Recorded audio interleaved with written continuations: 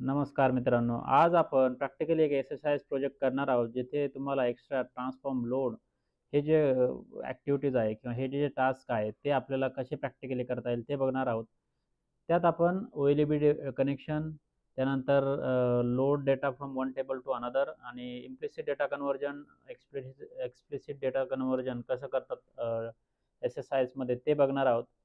सुरुवात झालेली आहे आपलं मागच्या व्हिडिओमध्ये आपण एक प्रोजेक्ट क्रिएट करून एक्स्ट्रॅक्ट आणि लोड बघितलं. डेटा कसा आपण एक्स्ट्रॅक्ट करू शकतो आणि लोड कसा करू शकतो SQL डेटाबेसमध्ये. आता आपल्याला थोडंसं अजून छोट्या-छोट्या गोष्टी ज्या असतात त्या बघणं गरजेचं आहे, जेणेकरून आपल्याला जे ॲडव्हान्समध्ये आपल्याला जेव्हा काम करायची वेळ येते, तेव्हा ह्या सर्व गोष्टी लागणार आहेत. तर सर्वात प्रथम आता आपल्याला काय करायचं आहे? तर हा जो आहे तो माझा एक डेटाबेस आहे. जिथे मला काय करायचं आहे, की एक नवीन मिक्स्ड डेटाबेस क्रिएट करतोय. एक स्टेज डेटाबेस म्हणून.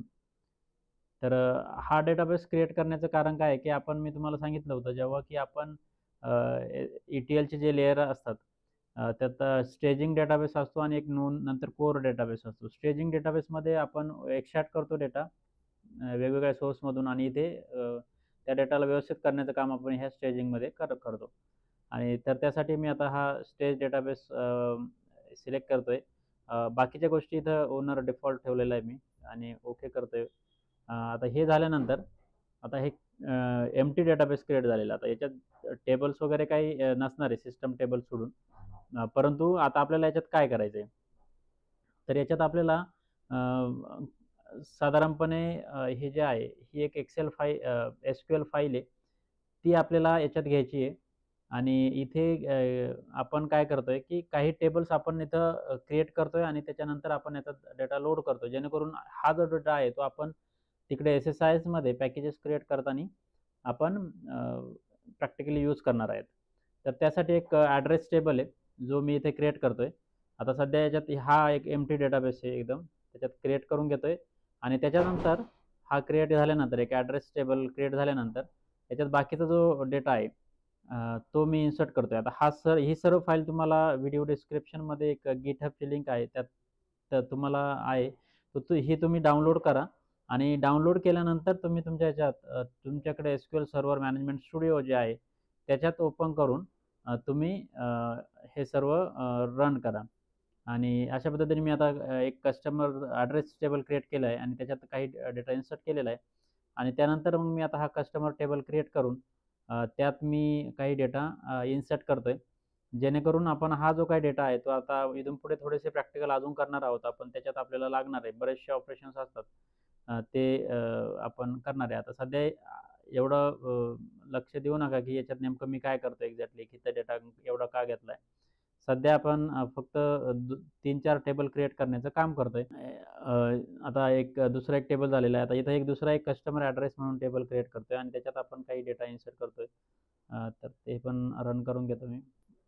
तर इथे बघूया हे टेबल्स आलेले आहेत का नाही आणि एक्सपांड केलं. तर हे जे काही टेबल्स आहे कस्टमर ॲड्रेस आणि कस्टमर ॲड्रेस टेबल हे जे आहे ते मी क्रिएट करून घेतलेले आहे. तर अशा पद्धतीने हे टेबल्स क्रिएट केलेले आहे. आता हे आपल्याला SSISमध्ये यूज करायचे. तर त्यासाठी आता SSISमध्ये आल्यानंतर व्हिज्युअल स्टुडिओ हे जे टूल आहे ते ओपन मी केलेलं आहे. तुम्ही हे डाउनलोड केलं असेल मागच्या व्हिडिओमध्ये मी सांगितलेलं आहे कसं इन्स्टॉल करायचं. तर ते करा तुम्ही आणि त्यानंतर तुम्हाला आता हे फाईलमध्ये यायचं आहे आणि याच्यात न्यू प्रोजेक्ट करतोय मी इथे आणि न्यू प्रोजेक्ट केल्यानंतर इथे आपण बघतो की एक SSISचं जे ऑप्शन आहे ते आपण इथे सिलेक्ट करतोय. तर इंटिग्रेशन सर्व्हिसेस प्रोजेक्ट हे ऑप्शन सिलेक्ट करतोय आणि क्लिक ऑन नेक्स्ट. तर इंटिग्रेशन सर्व्हिसेस प्रोजेक्ट म्हणून एक नाव आलेलं आहे, परंतु मी याला आता म्हणतो फर्स्ट SSIS प्रोजेक्ट. ठीक आहे. Solution name place solution and project in the same directory ठेवतोय मी आणि याला मी क्रिएट करतोय. तर असं झाल्यानंतर आता आपल्याकडे हे SSISचं जे आहे फर्स्ट SSIS प्रोजेक्ट हे ओपन झालेलं आहे. आता याच्यात आपल्याला काय करायचं आहे? सुरुवातीला आपण आता काय करणार आहोत? आता पहिली जी ॲक्टिव्हिटी करायची ती आपल्याला डेटाबेसला कनेक्ट कसं करायचं आहे? SQL डेटाबेस त्याच्यात आपल्याला OLEDB कनेक्शन कसं करायचं? त्यासाठी आपल्याला इथे आपल्याला एक डेटा फ्लोमध्ये यायचं आहे आणि इथं आता आल्यानंतर आता एक आपल्याला हे डेटा फ्लो टास्क इथं घ्यायचं आहे एक, कारण हे घेतल्याशिवाय आपल्याला पुढं जाता येत नाही. म्हणजे हे घ्यायचं आहे आणि मग त्याच्यात जर क्लिक केल्यानंतर आता सुरुवातीला ही ही जी स्क्रीन आहे ती आल्यानंतर आता आपल्याला काय करायचं आहे सर्वात प्रथम. तर इथं जे आहे आता मागच्या व्हिडिओमध्ये मी सांगितलं होतं की सोर्स असिस्टंट घेतल्यानंतर हा सोर्स असिस्टंट इथं घेतल्यानंतर आपण ज्या काही डेटाबेसला कनेक्ट करायचं आहे ते इथं हे ऑप्शन येतं. परंतु हे प्रत्येक पॅकेजमध्ये ॲज अ सेपरेट क्रिएट करू शकत नाही. म्हणजे आता एकाच पॅकेजमध्ये आपल्याला बऱ्याच वेळा डेटाबेस कनेक्शन क्रिएट करायचं असेल त्यावेळेस आपण हे कनेक्शन मॅनेजरची ही जी विंडो आहे ही यूज करायची. आणि इथं काय करायचं तर याच्यावरती राईट क्लिक करायचं, न्यू OLED कनेक्शन म्हणायचं. आता इथं बरेचसे असतात, flat file connection, ADO.NET connection. तर आता सध्या आपल्याला SQL सर्व्हरला कनेक्ट करायचं आहे म्हणून OLED कनेक्शन घ्यायचं आहे आणि इथे क्लिक ऑन न्यू म्हणायचं आहे. आता न्यू केल्यानंतर आता इथं एक ऑप्शन येतोय परंतु याला ओके करायचं आहे.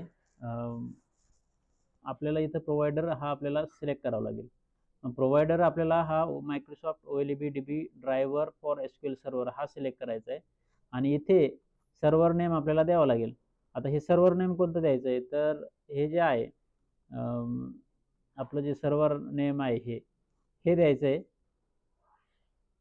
कॉपी करायचं आहे आणि इकडे यायचं आहे, इथं पेस्ट करायचं आहे आणि इथं log in to server Windows integrated security किंवा स्पेसिफाईड युजर नेम पासवर्ड असेल तर हे सिलेक्ट करू शकतो आणि युजर नेम आणि पासवर्ड देऊ शकतो. परंतु आपल्याकडे काय आहे, विंडोज इंटिग्रेटेड सर्व्हिसेस हे आहे आणि त्याच्यात जेवढे डेटाबेस असतील अवेलेबल ते सिलेक्ट करायचे. बेसिकली आता आपल्याकडे स्टेज डेटाबेस आहे म्हणून मी ते सिलेक्ट करतोय आणि टेस्ट कनेक्शन करायचं. Test connection succeeded. जर तुमचं असं येत असेल तर आपण हे डेटाबेस कनेक्शन यूज करू शकतो. क्लिक ऑन ओके करायचं आहे आणि हा आपले हे कनेक्शन क्रिएट झालेलं आहे. आता याला आपण नाव देऊ शकतो. याच्यात आपल्याला जसं नाव पाहिजे आपण तसं आपण याला नाव देऊ शकतो की SQL सर्व्हर कनेक्शन असं नाव देऊ शकतो, जेणेकरून आपल्याला रेफर करायला सोपं जाईल. त्यानंतर आता आपल्याला इथं काय करायचं आहे की इथं आल्यानंतर आता हे कनेक्शन आपण यूज करू शकतो. पण ते कनेक्शन यूज करण्यासाठी आपल्याला एक सोर्स घ्यावा लागेल. आता आपण काय करणार इथं एक अदर सोर्सेसमध्ये OLED सोर्स म्हणून एक आहे, हे ऑप्शन सिलेक्ट करायचं आहे. आता हा जो सोर्स आपण जो घेतलाय याच्यात आपण आता सोर्स म्हणून आपल्याला जो कनेक्शन आहे SQL सर्व्हर कनेक्शन जे आपण इथं क्रिएट केलेलं आहे त्याचं हे ऑटोमॅटिक घेतलेलं आहे किंवा जेवढे कनेक्शन्स अवेलेबल असतील तिथं चार कनेक्शन असतील तर ही लिस्ट तशी दिसेल. सध्या एकच कनेक्शन आपण क्रिएट केलेलं आहे ते घेतोय आपण आणि त्याचा टेबल व्ह्यू आपला जो याच्यातला कस्टमर टेबल आहे याचा डेटा आपण दुसऱ्या एका टेबलमध्ये लोड करणार आहोत. त्यासाठी आपण हे कॉलम्स वगैरे बघू शकतो की एवढे कॉलम्स वगैरे आहे. आता आपल्याला ओके करायचं आहे आणि याच्यात आता आपल्याला डेस्टिनेशनसाठी एक कंपोनंट आहे इथं अदर डेस्टिनेशनमध्ये इथं OLED डेस्टिनेशन आपण इथं घ्यायचं आहे आणि हे घेतल्यानंतर तर याच्यावरती क्लिक केल्यानंतर आपल्याला असं एक पॉपअप येतो की या कंपोनंटला कोणते अवेलेबल इनपुट कॉलम्स नाही आहे. तर कंटिन्यू करायचं आहे. येस केलं तरी आपण करू शकतो, परंतु आता सध्या नो क्लिक करतो आणि मी याच्यावर जातो आणि इथं जो ॲरो आहे तो ग्रीन ॲरो आपल्याला घ्यायचा आहे आणि इथे तो याच्यावरती टाकायचा आहे. आता हे केल्यानंतर काय होईल की आपण याच्यातून याच्यात लोड करण्याचा प्रयत्न करतोय, पण कुठे जाणार आपण. आता इथं डेटा तर येतोय तिकडनं, मग आपल्याला घ्यायचं कोणतं आहे तर हे जे आहे आउटपुट 01 याच्यात आपल्याला हा डेटा लोड करायचा आहे.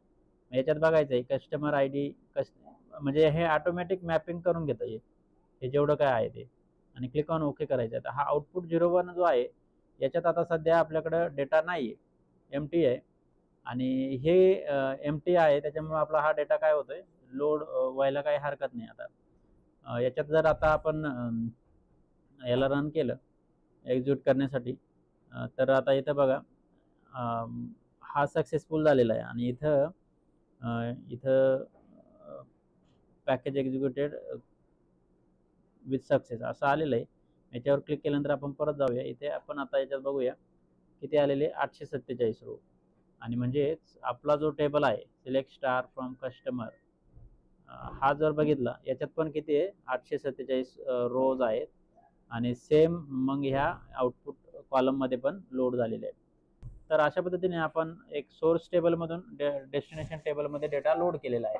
आता आपण काय करू शकतो याच्यात आपल्याला बेसिकली अजून एक ऑप्शन मी आता इथं सांगतो तुम्हाला. याच्यात एक डेटा व्ह्यूअर म्हणून एक ऑप्शन असतो.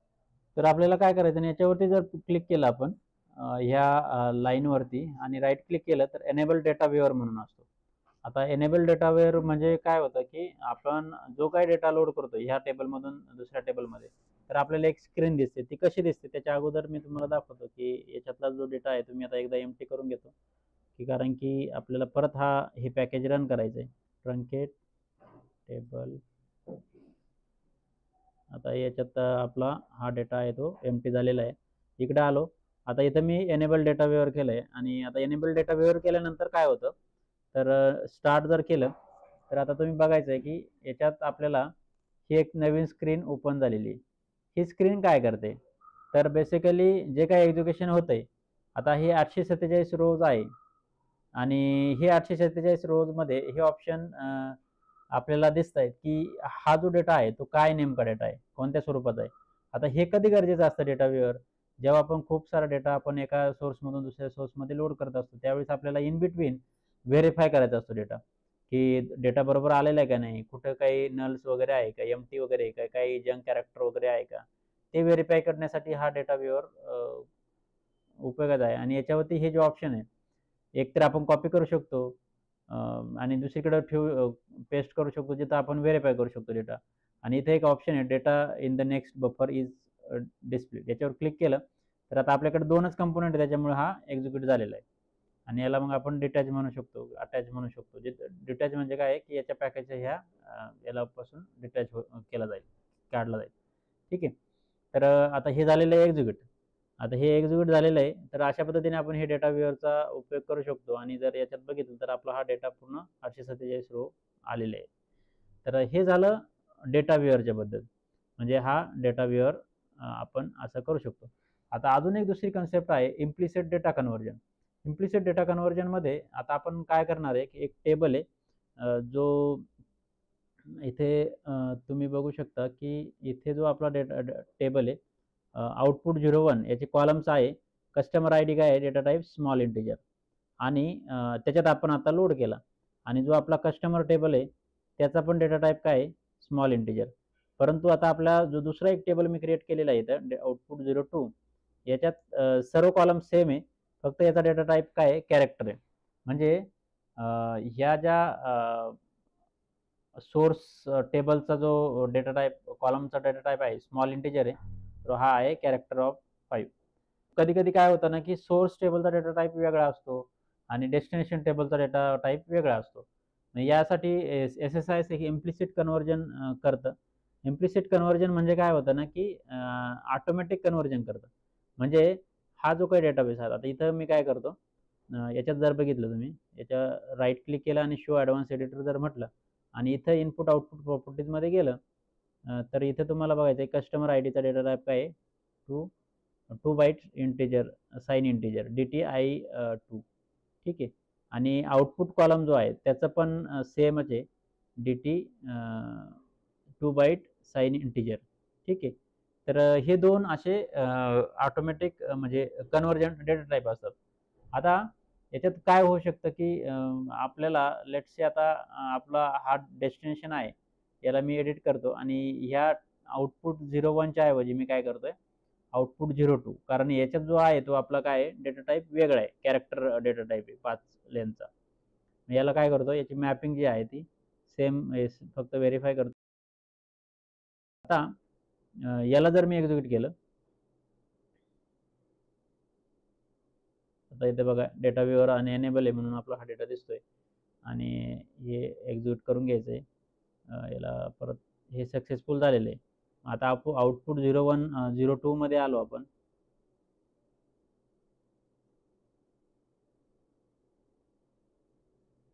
तर कशा पद्धतीचा डेटा आहे बघा. कस्टमर जसा आहे तो कस्टमर आयडी जसा आहे तसा, कस्टमर टेबलमध्ये पण जसा आहे तसंच. हे कसं काय? जरी या दोघांचा डेटा टाइप चेंज आहे म्हणजे वेगवेगळे, हा एक स्मॉल इंटिजर आहे, याची लेंथ कमी असेल पण याची कॅरेक्टर म्हणजे एक स्ट्रिंगच्या स्वरूपात डेटा आहे. तरी हा कन्व्हर्ट कसा झाला? तर ते कन्व्हर्ट जर कसा याच्यासाठी झाला, असा झाला की याचे जर आपण ॲडव्हान्स एडिटरमध्ये गेलं तर याचं जे कस्टमर आयडी आहे हा स्ट्रिंग आहे डेस्टिनेशनचा. परंतु इनपुट कॉलम जर बघितला तरी याचं जे डेटा टाइप आहे तो DTI2 आहे कस्टमर आय डीचा आणि याचा स्ट्रिंग 2 आहे. तरी आता इथं बघायचं आहे आपल्याला, याच्या जर आपण कन्व्हर्जन जे ऑटोमॅटिक कन्व्हर्जन म्हणतो याच्यात आणि याच्यात जर गेलं सोर्स आउटपुट कस्टमर आय डीचा काय 2 बाईट साइन इंटिजर आणि आउटपुट कॉलम आहे. आउटपुट कॉलम जो आहे तो त्याचा पण याच्यात ऑटोमॅटिक कन्व्हर्जन करून घेतला त्यांनी. म्हणजे जेव्हा आपण एखादा सोर्स टेबलच्या कॉलमचा डेटा एक असतो आणि डेस्टिनेशन कॉलमचा डेटा टाईप वेगळा असतो, तर ते SSIS इंटरनली चेक करतं आणि त्याला डेटाच्या व्हॅल्यूवरून ते बेसिकली ऑटोमॅटिक कन्व्हर्जन करतं. हे झालं इम्प्लिसिट कन्व्हर्जन. आता याच्यात आपल्याला अजून एक ऑप्शन आहे जिथे की आपण स्वतःहून डेटा टाईपचा करेक्ट करू शकतो. ते कसं काय, याला मी डिलीट करतो आता इथे हे कनेक्शन आणि इथे एक मध्ये आपण एक डेटा कन्व्हर्जन टाकू शकतो. तर ते डेटा कन्व्हर्जन करण्यासाठी आपल्याला इथे एक ऑप्शन आहे कॉमनमध्ये, तो इन बिटवीन आपण इथे टाकू शकतो आणि याच्यात आपण काय करू शकतो की आता हा जो कंपोनंट आहे तर याच्यातून पहिल्यांदा आपण याच्यातून याच्यात जाणार आणि याच्यातून मग याच्यात जाणार. ठीक आहे. पण इन बिटवीन आपल्याला काय कन्व्हर्जन चेंज करायचं. आता कस्टमर आय डी काय आहे, हा 2 बाईट साइन इंटिजर हा ऑटोमॅटिक येतोय, परंतु आपल्याला काय करायचं तो स्ट्रिंग करायचा आहे, तर तो आपण इथं स्ट्रिंग करून घेऊया.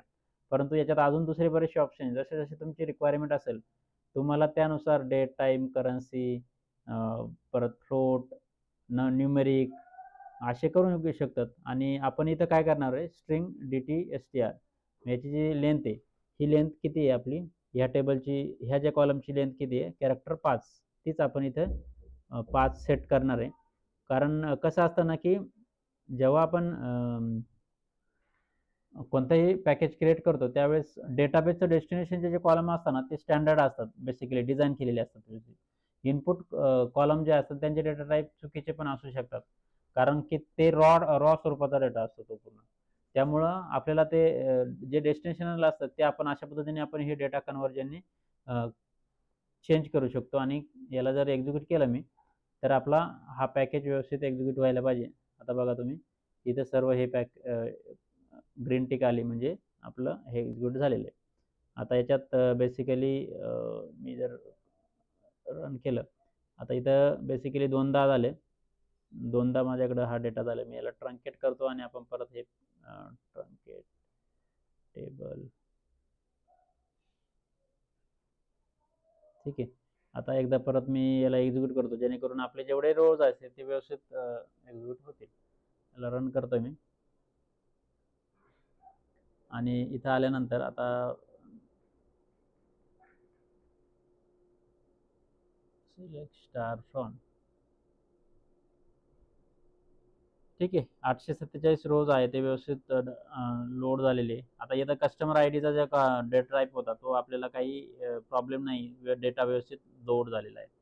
तर अशा पद्धतीने आपण आता हे ट्रान्सफॉर्मेशन केलेले. आता हे जे बेसिक ट्रान्सफॉर्मेशन आहे की एक्सट्रॅक्ट करायचं आहे, त्याच्यात ट्रान्सफॉर्मेशन करायचं आहे आणि लोड करायचं आहे.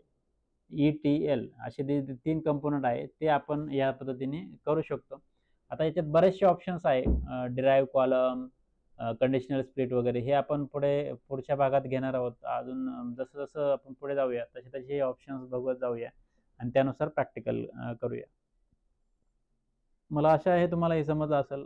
मी जे फाईल्स दिलेले आहे व्हिडिओ डिस्क्रिप्शनमध्ये त्या डाउनलोड करून तुम्ही याची प्रॅक्टिस करा तुमच्या एक्सरसाइजमध्ये आणि मग त्यानंतर आपण पुढचे काही अजून प्रॅक्टिकल बघूया.